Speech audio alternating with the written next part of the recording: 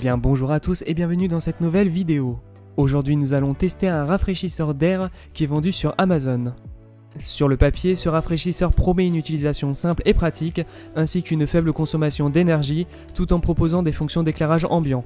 C'est un rafraîchisseur personnel compte tenu de sa taille. Il peut être le candidat idéal pour les personnes recherchant un rafraîchisseur à poser sur un bureau. Procédons maintenant au test pour voir s'il vaut réellement le coup. C'est parti! Avant de commencer ce test, je tiens à remercier la boutique Xiaowan Home qui m'a proposé de tester gratuitement leurs produits. Je tiens à préciser que mon avis sera totalement transparent et que je ne vous cacherai pas ce que je pense de ce produit. En cette période d'été, le beau temps fait son retour avec parfois de fortes chaleurs difficiles à supporter. Parmi tous les moyens disponibles sur le marché, le rafraîchisseur d'air est l'une des solutions les plus viables tout en ayant un budget restreint. Ils permettent de rafraîchir l'air en y ajoutant une fonction de filtration ou de brumisation afin de faire baisser la température de l'air sortant. Le rafraîchisseur en test dans cette vidéo utilise la seconde méthode. Place maintenant au déballage. Ce mini rafraîchisseur est livré dans une boîte assez simple avec une représentation de l'objet sur le devant. La notice présente à l'ouverture permet d'explorer les différentes fonctionnalités de l'appareil. La prise d'alimentation est également fournie. Une fois déballé, ce rafraîchisseur fait plutôt bonne impression. Son design est très réussi et le coloris bleu est vraiment sympathique. L'anneau chromé présent sur la partie supérieure regroupe 4 boutons cliquables pour l'utilisation de ces fonctions. Des LED de couleur bleue ou rouge permettent de sélectionner les programmes à notre convenance. Ses dimensions de 130 mm par 228 mm et son poids de 860 g permettent de le transporter facilement. À l'arrière, une grille en nid d'abeille permet l'entrée du flux d'air.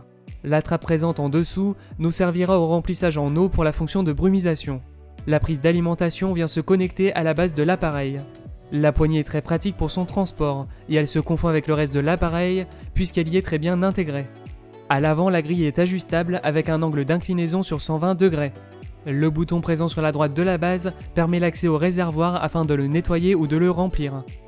À la première utilisation, nous devons procéder au remplissage en eau de la cuve. Le niveau minimal et maximal est facilement repérable puisqu'il est visible par l'extérieur. La cuve peut contenir jusqu'à 400 ml d'eau, ce qui représente environ 4 heures d'utilisation. Vérifiez bien que l'eau ajoutée n'est pas coulée dans le port d'alimentation qui se trouve en dessous avant sa mise sous tension. Je vous conseille le remplissage en ouvrant complètement l'appareil par le bouton de droite qui s'avère plus pratique. Une fois rempli, nous pouvons y ajouter des glaçons pour que l'eau utilisée soit plus fraîche. Il ne reste plus qu'à appuyer sur le bouton Power pour sélectionner la vitesse souhaitée. Le ventilateur possède 3 vitesses de fonctionnement.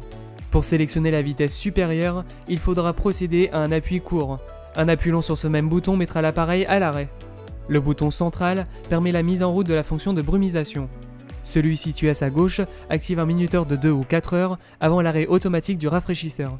Enfin, le dernier bouton active l'éclairage ambiant à la base de l'appareil. Un simple appui sur celui-ci active l'éclairage dynamique. Pour sélectionner une couleur unique, il suffit d'appuyer à nouveau sur ce bouton. L'éclairage ambiant est vraiment sympathique et peut aussi faire office de veilleuse. Lorsque le niveau d'eau n'est plus suffisant, l'appareil arrête la fonction de brumisation et allume l'indicateur de niveau faible représenté par une goutte d'eau barrée. Il vous sera utile dans une petite pièce à condition de le placer à moins de 2 mètres de vous. La sensation de fraîcheur est bien présente, ce qui est assez bluffant. Intéressons-nous maintenant aux performances de l'appareil. Pour mesurer le niveau sonore en utilisation, j'ai installé une application sur mon smartphone et je l'ai placée à 10 cm du rafraîchisseur. Pour procéder à ces mesures, j'ai d'abord activé uniquement le ventilateur. La pièce dans laquelle j'ai effectué le test sans aucun bruit a un niveau sonore de 35 décibels. La première vitesse de ventilation qui correspond au mode le plus faible a obtenu un score de 50 décibels.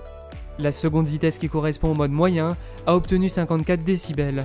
Et la vitesse la plus élevée a quant à elle obtenu un score de 57 décibels. Il sera préférable d'utiliser le mode élevé en journée puisque le niveau sonore atteint peut devenir rapidement gênant en utilisation nocturne. J'utilise constamment le mode le plus faible qui est très discret et efficace. Le second test consiste à allumer le brumisateur en plus de la fonction de ventilation. L'activation de cette fonction n'a en aucun cas augmenté le niveau sonore en utilisation. Les niveaux obtenus sont restés sensiblement les mêmes. Pour le test suivant, j'ai essayé de mesurer la différence de température en activant les fonctions disponibles. La pièce dans laquelle j'ai effectué le test avait une température de 24,8 degrés. En activant le ventilateur, la température n'a pas changé puisque le ventilateur ne refroidit pas l'air. L'activation du brumisateur a fait chuter cette température à 19,7 degrés, ce qui fait un gain de température de 5,1 degrés. Les autres vitesses ont obtenu des résultats similaires. Pour conclure ce test, nous pouvons dire que ce rafraîchisseur d'air est plutôt une bonne surprise dans l'ensemble. C'est un appareil destiné à un usage personnel puisqu'il rafraîchira l'utilisateur à une distance de 2 mètres maximum. L'activation de la fonction de brumisation se fait vraiment ressentir et fait baisser la température ambiante de 5 degrés environ. Il sera idéal si vous l'utilisez sur un bureau par exemple. L'ensemble est plutôt bien fini et le design est plaisant à regarder. L'ambiance lumineuse ajoute un vrai plus. Il est transportable et compact, ce qui est idéal pour les petits espaces. A noter tout de même que la trappe de remplissage n'est pas très pratique et qu'il est préférable d'ouvrir complètement l'appareil pour un remplissage plus sécuritaire. L'utilisation du mode le plus élevé peut vite devenir gênant si l'utilisateur se situe à côté de l'appareil. Proposé à 36,99 €, ce rafraîchisseur est globalement séduisant et il est idéalement situé dans cette gamme tarifaire. Voilà, cette vidéo touche déjà à sa fin, j'espère qu'elle vous aura plu. En attendant la prochaine, vous pouvez vous abonner à la chaîne gratuitement grâce au bouton présent sous celle-ci et mettre un pouce bleu si ce test vous a plu. N'oubliez pas que la meilleure façon de prédire l'avenir c'est de le créer, alors n'hésitez plus à inventer le vôtre. Je vous dis à la prochaine, c'était Chris. Ciao.